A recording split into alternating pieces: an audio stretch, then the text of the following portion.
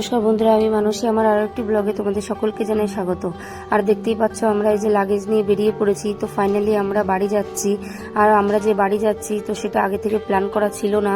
ওর বাবা দুদিন আগে টিকিট কেটে বলে যে যাও তোমরা কদিনের জন্য বাড়ি থেকে ঘুরে আসো। আর বাবাইকে নিয়ে এই যে ফার্স্ট টাইম আমি ফ্লাইটে করে যাচ্ছি। আর এর আগেও আমি ফ্লাইটে করে গেছি, কিন্তু বাবাই হওয়ার পরে এই ফার্স্ট টাইম ওকে নিয়ে আমি একা একা ফ্লাইটে করে যাব। ওই জন্য টেনশনও হচ্ছে যে ও বাইরে বেরোলে এত দুষ্টুমি করে, ওকে একার পক্ষে সামলানো একটু চাপেরই হয়ে যায়। আবার সাথে লাগেজও রয়েছে। আবার একদিকে মন খারাপও করছে যে ওর বাবাকে একা রেখে আমরা দুজনে বাড়ি চলে যাচ্ছি। আবার আনন্দও হচ্ছে যে আমরা এতদিন পর ফাইনালি আজকে বাড়ি যাচ্ছি। তো চলো তোমরা ব্লগটা এখান থেকে কন্টিনিউ দেখতে থাকো। আর এই যে দেখতেই পাচ্ছ আমাদের ক্যাব চলে এসেছে। তো ওর বাবা অনলাইনে ক্যাব বুক করেছিল, তো এই যে আমাদের ক্যাব চলে এসেছে। আর আজকে আমাদের সকাল 10:30টায় ফ্লাইট, ওই জন্য আমাদের আজকে অনেক সকালে ঘুম থেকে উঠতে হয়েছে। আর বাবাইকেও অনেক সকালে ঘুম থেকে উঠাতে হয়েছে, কেননা ও এত সকালে ঘুম থেকে ওঠে না। ও একটু লেট করেই ঘুম থেকে ওঠে। তো আজকে এত সকালে ওকে ঘুম থেকে ওঠানো হয়েছে বলে ও ভীষণ বিরক্ত করছিল। তাও ওর বাবা ওকে জোর করে ঘুম থেকে উঠিয়ে ব্রাশ করিয়ে তো বাবাকে কিছু খাইয়ে আমরা কিছু খেয়ে ফ্রেশ হয়ে যে বেরিয়ে পড়েছি। তো আমাদের সকাল 10:30টায় ফ্লাইট, ওই জন্য আমাদের এয়ারপোর্টে তো 2 ঘন্টা আগে পৌঁছাতেই হবে। আর এই সকালবেলায় রাস্তায় প্রচণ্ড জ্যাম হয়, কেননা সকালে থেকে অফিস টাইম, ওই জন্যে আমরা একটু আগে আগেই বেরোনোর চেষ্টা করেছি। তাও আমাদের বেরোতে বেরোতে 8:30 15টা বেজে গেছিলো। তো চলো তোমরা ব্লগটা কন্টিনিউ দেখতে থাকো।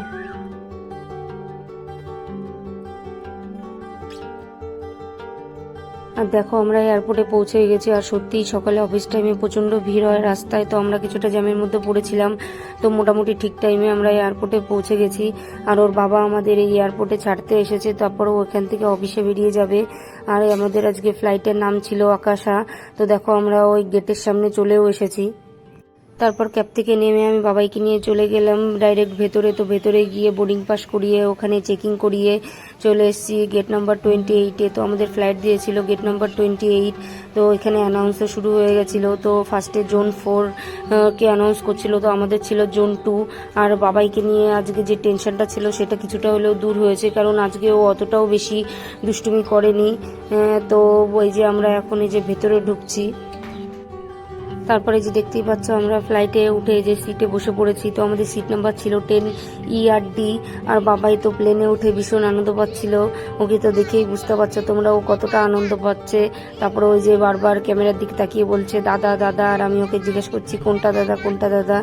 তো ও তো ভীষণ আনন্দে ছিল। আর ওর বাবা আমাদের সাথে আসতে পারলো না, কেননা ওর ইলেকশনের ডিউটি রয়েছে আর সামনে ট্রেনিংও রয়েছে, ওই জন্য আমাদের সাথে আসতে পারেনি। আর এই ফ্লাইটে জানলার কাছে একটা দাদা বসেছিল, তো সেই দাদাটাই আমাকে ফ্লাইট টেক অফ করার এই ভিডিওটা করে দিয়েছে।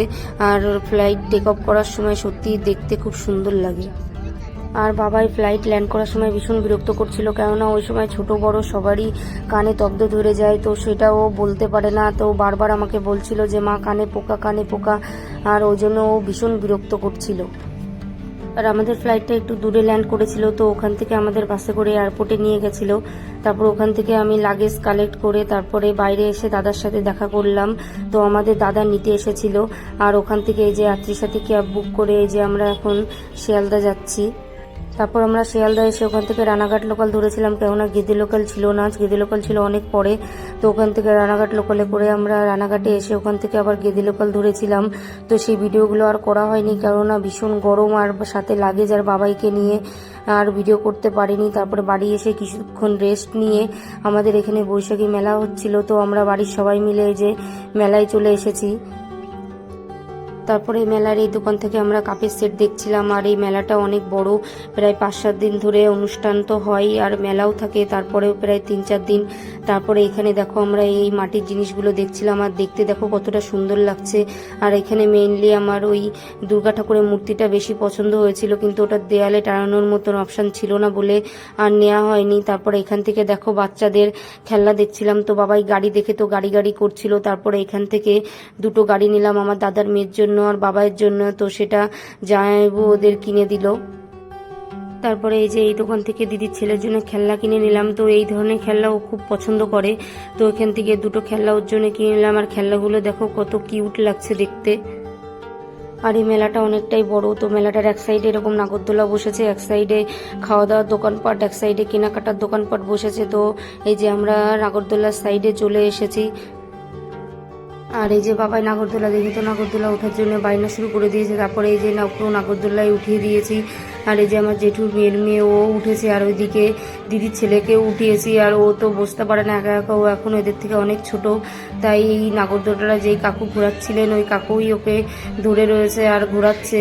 তারপরে তো আমার দিদির ছেলে প্রচণ্ড কান্না করছিল নাগরদোলা থেকে নামার জন্য। তারপরে ওকে নামিয়ে দিয়ে আমি আর আমার জেঠুর মেয়ে যে নাগরদোলা চড়ার জন্য চলে এসেছি।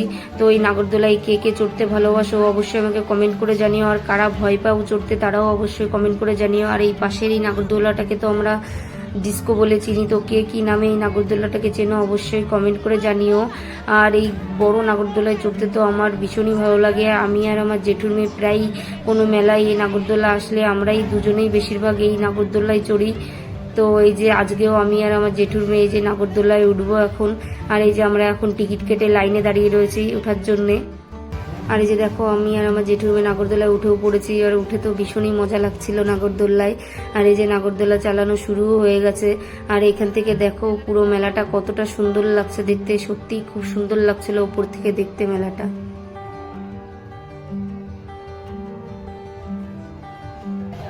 আর এই যে এখন তো ট্রেন্ডিংয়ে চলছে এরকম নাগরদোলায় উঠলে উপর থেকে এই কাগজগুলো টুকরো টুকরো করে ছুঁড়ে ফেলা, আর দেখতেও দেখো কতটা সুন্দর লাগছে। তো কতগুলো ভাই উঠেছিল, তো ওরাই এই কাগজ টুকরো করে নিয়ে এসেছিল আর এরকম ছুঁড়ে ছুঁড়ে ফেলছিল। তো সত্যিই খুব সুন্দর লাগছিল উপর থেকে এই কাগজগুলো যখন পড়ছিল।